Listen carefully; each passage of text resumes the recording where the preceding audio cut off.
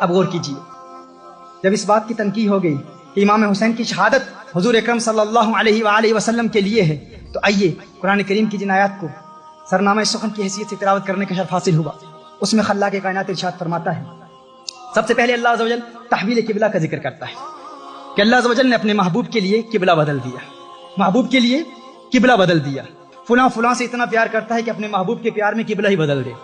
اب یہ حقیقت پر مبنی تو بات نہیں ہے کہ اب محبوب جس سے آپ پیار کرتے ہیں، لیکن رب فرما رہے محبوب، یہ دنیا والوں کی مثال ہے، رب قبلے بدل دیا کرتا ہے۔ فَلَنُوَلِّيَنَّكَ قِبْلَةً تَرْضَاهَا، محبوب ہم تیرا چہرہ پھیر دیں گے۔ قبلتن نکرہ ہے، قبلتن کیا ہے؟ نکرہ ہے۔ اب کعبہ معرفہ ہے، اور معرفہ کی تعبیر نکرہ سے نہیں کی جاتی، اور نکرہ جب سیاق کلام میں ہو تو اس کے بعد اگر ترضاہا یہ فعل ہے جو نکرہ ہے، فعل مضارع نکرہ ہے، اب قبلتن نکرہ ہے، یہ بھی نکرہ ہے، تو جملہ یہ مرکب توصیفی بنا۔ اس کا معنی کیا ہوا کہ اللہ عز و جل ارشاد فرما رہا ہے، القبلۃ نہیں فرمایا، کیونکہ کعبہ معرفہ ہے، قبلتن نکرہ ہے، اور معرفہ کی تعبیر نکرہ سے نہیں کی جاتی، یعنی اللہ ارشاد فرما رہا ہے محبوب لوگ یہ نہ سمجھیں کہ محبوب کے پیار میں محبوب کے لیے مکے والے کعبے کو محبوب کا قبلہ بنا دوں گا، یعنی اگر محبوب چاہے گا، اگر محبوب کے دل میں تمنا ہوگی کہ اللہ محبوب کے لیے مکے والے کعبہ کو قبلہ بنا دے، فرمایا نہیں ایسا نہیں ہے، اگر تو نے چاہا کہ مکے والا قبلہ کعبہ بن جائے تو مکے والا ہی بنے گا، ایسا نہیں ہے کہ کہیں اور تیری چاہت پیدا ہو گئی تو اس کو قبلہ نہیں بناؤں گا، فرمایا اسی لیے ناکرہ رکھا ہے تاکہ لوگ سمجھ جائیں کہ محبوب تو جس مقام کو قبلہ بنانا چاہتا ہے، تو جس مقام کو قبلہ بنانا چاہتا ہے، محبوب ادھر تیرے دل میں تمنا پیدا ہوگی کہ کس مقام کو اللہ قبلہ بنا دے، فرمایا محبوب ادھر تیری زلف، ادھر تیرے گیسو رخ بدلیں گے، ادھر تیرے گیسو پھریں گے، ادھر اللہ قبلہ پھیر دے گا، قبلہ پھیر دے گا۔ ایسا نہیں ہے کہ فقط مکہ والا قبلہ، قبلتن فرمایا ترضاہ، محبوب جہاں تو راضی ہے رب اس کو قبلہ بنا دے گا۔ تو پہلے تحویل قبلہ کا ذکر ہے، قبلہ کے بدلنے کا ذکر ہے۔ اب دیکھیے اس کے فوراً بعد اب لوگ بڑے حیران تھے، متعجب تھے کہ یہ کیسے ہو گیا کہ قبلہ ہی بدل دیا، تعجب تھا نا کہ قبلہ ہی بدل دیا، محبوب کے پیار میں قبلہ بدل دیا۔ اب فوراً بعد ارشاد فرماتا ہے کما ارسلنا فیکم رسولا منکم یتلو علیکم آیاتنا ویزکیکم ویعلمکم الکتاب والحکمہ ویعلمکم ما لم تکونوا تعلمون۔ اللہ ارشاد فرماتا ہے کما تشبیہ کے لیے آتا ہے، تم اس بات پر حیران، اب رب بتا رہا ہوں، لنک بتا رہا ہوں اور کربلا کی طرف آ رہا ہوں، لنک بتا رہا ہوں۔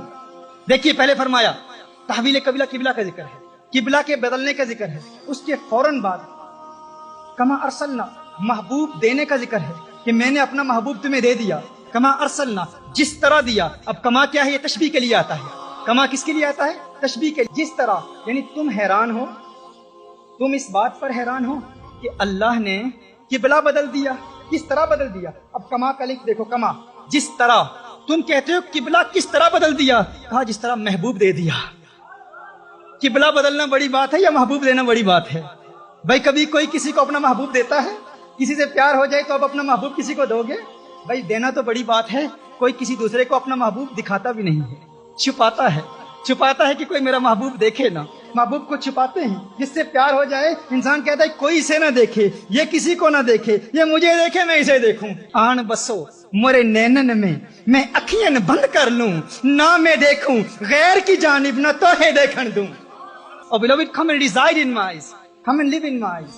Why do you want your beloved to come and live in your eyes? So I can close my eyes. Oh lover, why do you want to close your eyes? I want my beloved to come and live in my eyes, and I want to close my eyes so my beloved can see none other than me and I can see none other than my beloved. جب پیار ہو جاتا ہے کسی سے، محبت ہو جاتی ہے کسی سے، تو انسان کسی اور کو دیکھنا نہیں چاہتا، انسان کہتا ہے زندگی جائے، جسم جائے، سب کچھ برباد ہو جائے، دو نین سلامت رہیں، میری دو آنکھیں سلامت رہیں، دو آنکھیں سلامت رہیں، تاکہ میں محبوب کو دیکھتا رہوں۔ کاگا مورا سب تن کھائیو، چن چن کھائیو ماس، پر دو نین مورے نہ کھائیو، مہے پیا ملن کی آس، مہے پیا ملن کی آس۔ کاگا سب کچھ کھا جاؤ، جسم کھا لو، آنکھیں نہیں کھانا، کیونکہ ان آنکھوں سے محبوب کا جلوہ دیکھتا ہوں، ان آنکھوں سے محبوب کا دیدار کرتا ہوں۔ تو میں عرض کر رہا تھا کہ اللہ نے محبوب دے دیا، تو اللہ ارشاد فرما رہا ہے کما ارسلنا، تم اس بات پر متعجب ہو، اس بات پر حیران ہو کہ قبلہ بدل دیا؟ کہا نہیں، اس سے بڑی بات دیکھو، ہم نے تو اپنا محبوب دے دیا ہے۔ اب سوال ہی پیدا ہوتا ہے، اس کے فوراً بعد ذکر کا بیان آ گیا، فاذکرونی اذکرکم۔ اب ذکر کا کیا تعلق ہے؟ تو جب انسان کسی کو اپنا محبوب دیتا ہے، کوئی پیاری چیز دیتا ہے، کسی کو آپ تحفہ دیتے ہیں تو کیا کہتے ہیں؟ جا یہ تحفہ لے لے، مجھے یاد رکھنا بھولنا نہیں، جب بھی اس تحفے کو دیکھنا مجھے یاد کر لینا۔ اللہ نے اپنا محبوب دے دیا، فاذکرونی اذکرکم واشکروا لی ولا تکفرون، میں نے تمہیں اپنا محبوب دیا ہے، مجھے یاد رکھنا، مجھے نہ بھول جانا۔ اور محبوب کی تعظیم کی صورت میں جب تو مجھے یاد کرے گا تو تیرے درجات کی بلندی کی صورت میں میں تیرا چرچا کروں گا، میں تیرا چرچا کروں گا۔ اب سوال پیدا ہوتا ہے کہ فوراً اس کے بعد اللہ عز و جل کیا فرماتا ہے؟ استعینوا بالصبر والصلاۃ۔ اب نماز کا ذکر کہاں سے آ گیا؟ فوراً صبر کا ذکر کہاں سے آ گیا؟ اب صبر کیا ہے؟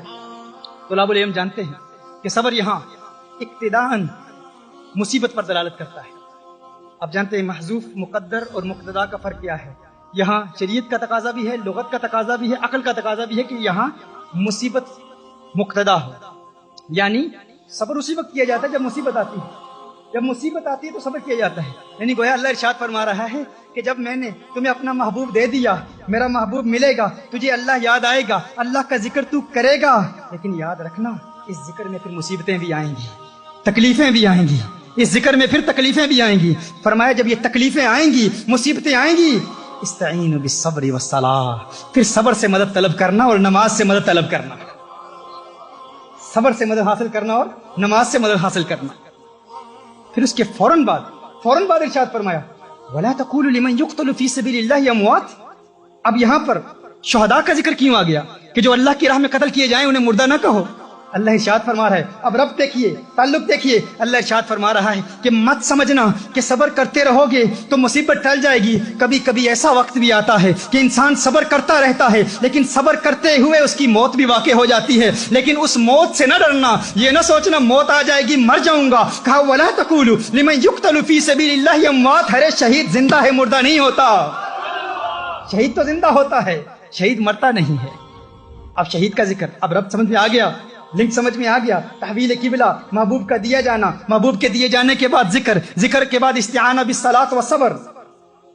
اب آگے بڑھتے ہیں، پھر اس کے بعد چند آزمائشوں کا ذکر کیا، وَلَنَبْلُوَنَّكُمْ بِشَيْءٍ مِّنَ الْخَوْفِ وَالْجُوعِ وَنَقْصٍ مِّنَ الْأَمْوَالِ وَالْأَنفُسِ وَالثَّمَرَاتِ، کہ پھر ہم تمہیں آزمائیں گے، کبھی مال کے نقصان سے، کبھی جانی نقصان سے، کبھی بھوک سے، کبھی پیاس سے، کبھی خوف سے۔ اب غور کریں، اللہ ارشاد فرما رہا ہے کہ یہ آزمائشیں آئیں گی تمہاری زندگی میں۔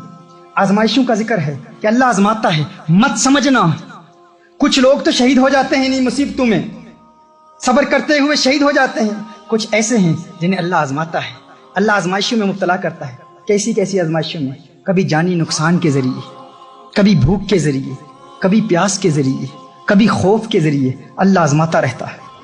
اب آئیے دیکھیں، غور کریں، جب ہم کربلا کا واقعہ دیکھتے ہیں، پہلی بات تو یہ سمجھ میں آ گئی کہ امام حسین نے میرے آقا صلی اللہ علیہ وسلم کے لیے جام شہادت نوش فرمایا۔ امام حسین کس کے لیے شہید ہوئے؟ آقا کے لیے شہید ہوئے۔ آقا کی شہادت کا ظہور تام کہاں سے ہوا؟ امام حسین کی شہادت سے ہوا۔ امام حسین کی شہادت کو اگر ہم بنظر غور دیکھیں، عمیقانہ نگاہ سے سمجھنے کی کوشش کریں تو خدا کی قسم ہم دیکھتے ہیں کہ تاریخ انسانی میں کوئی ایک شخص بھی آپ کو ایسا نہیں ملے گا جسے تمام آزمائشوں میں مبتلا کیا گیا ہو۔ اللہ عز و جل نے قرآن کریم میں اپنے بندوں کو آزمانے کی جتنی بھی صورتیں بیان کی ہیں وہ ساری صورتیں ہمیں امام حسین کی شہادت میں ملتی ہیں کہ جس ایک فرد کو اتنی آزمائشوں میں مبتلا کیا گیا ہو۔ کسی کو بھوک کے ذریعے اللہ عز و جل آزماتا ہے، کسی کو پیاس کے ذریعے آزماتا ہے، کسی کو اللہ عز و جل اولاد کے نقصان کے ذریعے آزماتا ہے، کسی کو شہادت دیتا ہے، لیکن ایک امام حسین کی ذات ہے، وہ فرد واحد ہیں جنہیں اللہ عز و جل نے بھوک کے ذریعے بھی آزمایا، پیاس کے ذریعے بھی آزمایا، مالی نقصان کے ذریعے بھی آزمایا۔ علی اکبر سامنے کٹ گئے، اللہ آزما رہا ہے۔ علی اصغر کی شہادت کے ذریعے آزمایا، امام قاسم کی شہادت کے ذریعے آزمایا، اللہ آزما رہا ہے۔ امام حسین خود شہید ہو گئے۔ خدا کی قسم قرآن کریم کی ان آیات کی تفسیر جب میں پڑھتا ہوں، ان آیات پر غور کرتا ہوں اور ربط بین الآیات کو دیکھتا ہوں، کبھی کبھی جب دل میں آتا ہے کہ تفسیر کی کتاب اٹھاؤں، تفسیر کی کتاب اٹھانے کے لیے ہاتھ بڑھاتا ہوں تو ہاتھ رک جاتا ہے، ایک آواز آتی ہے تفسیر کی کتابیں اٹھانے کی ضرورت ہی نہیں، ان آیات کو دیکھ اور امام حسین کی ذات کو دیکھ، امام حسین کی شہادت کو دیکھ۔ رب کعبہ کی قسم امام حسین کی ذات از خود قرآن کریم کی ان آیات کی چلتی پھرتی تفسیر نظر آتی ہے۔ The martyrdom of Imam Hussein, sacrifices of Imam Hussein, the entire life of Imam Hussein. It seems as if Imam Hussein himself is a walking, talking tafsir of these verses of the Quran. He himself is a commentary of these Quranic verses. His zat, his martyrdom, his sacrifice itself is a tafsir of these Quranic verses. یہ میرے امام کا مقام ہے، یہ میرے امام کا مقام ہے. خدا کی قسم اللہ عز و جل نے جو امام کو مقام دیا کہ قرآن میں آزمانے کی جتنی صورتیں اللہ نے قرآن میں بیان فرمائی ہیں وہ ساری امام حسین کی شہادت میں مجتمع نظر آتی ہیں. وہ اس لیے کیونکہ امام حسین کی شہادت رسالت مآب صلی اللہ علیہ وآلہ وسلم کی شہادت کا ظہور ہے. اور کوئی ایک آزمائش بھی باقی رہتی تو میری آقا صلی اللہ علیہ وسلم کی شہادت کا ظہور تام نہ ہوتا. یہ آقا صلی اللہ علیہ وسلم کی شہادت کا ظہور ہے. اسی لیے میں کہتا ہوں کہ میرا امام حسین یہ وہ در یکتا ہیں کہ خدا کی قسم پوری کائنات میں یہ ایک ہی نگینہ ہے امام حسین، ان جیسا کوئی دوسرا نہیں ہے. یہی وہ مجاہد ہے، یہی وہ مرد کلندر ہے کہ جس نے میدان میں یزید جیسی طاقت کو للکارا. دلاوروں میں فرد ہے یہ کیسا شیر مرد ہے، دلاوروں میں فرد ہے یہ کیسا شیر مرد ہے کہ جس کے دبدبے سے دشمنوں کا رنگ زرد ہے. دلاوروں میں فرد ہے یہ کیسا شیر مرد ہے کہ جس کے دبدبے سے دشمنوں کا رنگ زرد ہے. یہ بالیقین حسین ہے، یہ بالیقین حسین ہے، یہ بالیقین حسین ہے. نبی کا نور عین ہے جبھی تو اس کے سامنے یہ فوج گرد برد ہے، جبھی تو اس کے سامنے یہ فوج گرد برد ہے.